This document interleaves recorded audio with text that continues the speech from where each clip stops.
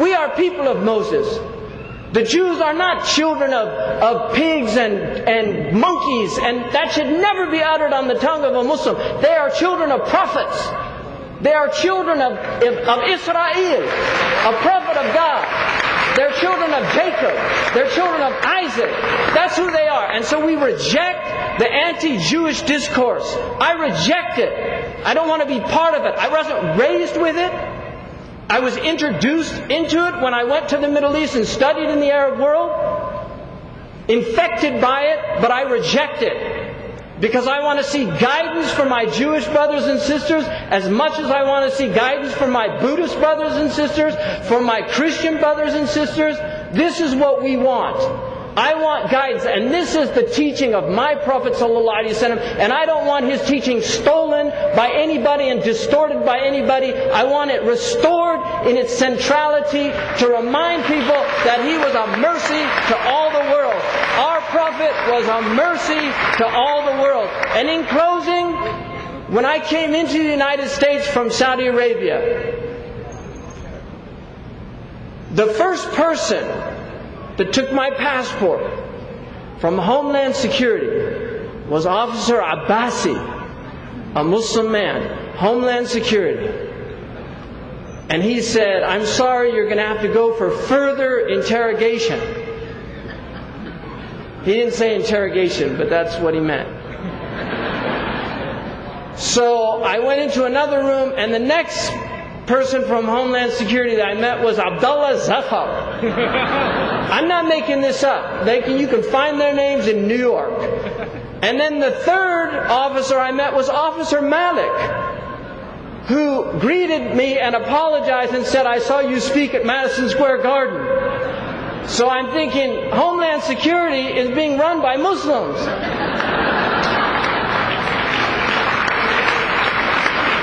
I'm not making that up. Homeland Security, that's the front line, New York City. And I had 3 Muslims before I got to Officer Kilpatrick. And when it was all said and done, after an hour and a half with my 14-year-old boy, who I'm convinced was the suspicious one, when it was all said and done, they apologized and set me on my way. It's all a big mistake because Hamza Yusuf sounds too much like Ramzi Yusuf. So we had a mistake, and they took me.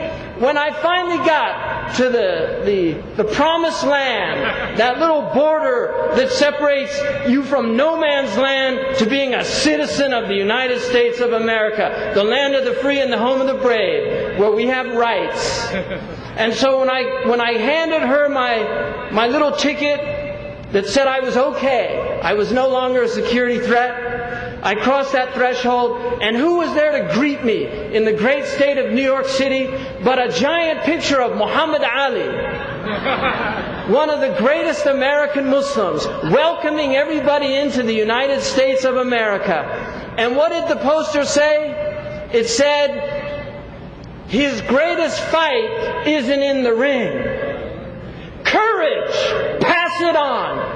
That was the message. And I took from that message, the American Muslim community has to be courageous. We have to speak the truth. Let the cards fall where they may. Be courageous people. Look at you. You're great people. When I look out here, I see amazing faces. And I'm proud that we have an American Muslim sister as our president. I'm proud that we have a Canadian American Muslim citizen as our president. Because she is an inspiration, not just to the women in this room, but to the men of this room. She's an inspiration. And we need more of this. We need to elevate our sisters. All these women in here with your hijabs, you are amazing people. And I have immense respect for you and love for you. May Allah give you the courage to carry the banner of Mary, the mother of Jesus, who in every picture I've ever seen of her is wearing a hijab. You have the banner of Mary, the mother of Jesus, in a land that people have forgotten that Christian women once were the most modest women. In a land that people have forgotten. They've forgotten modesty.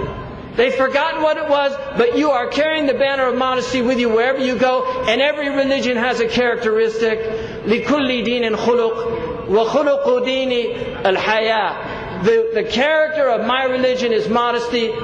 May Allah strengthen all of you. May Allah bless Robert Fisk and protect him and keep his pen the pen of truth. Because the pen is mightier than the sword, and the word will conquer. The word will conquer. Kalimatul Haqq will conquer.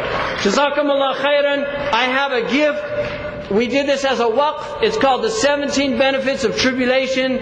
People are going to hand it out. There's 5,000 of them. I hope that you get a copy. I did this because it's going to get worse before it gets better. But may Allah protect all of you and keep you strong, because there's only 2 more years. Assalamu alaikum.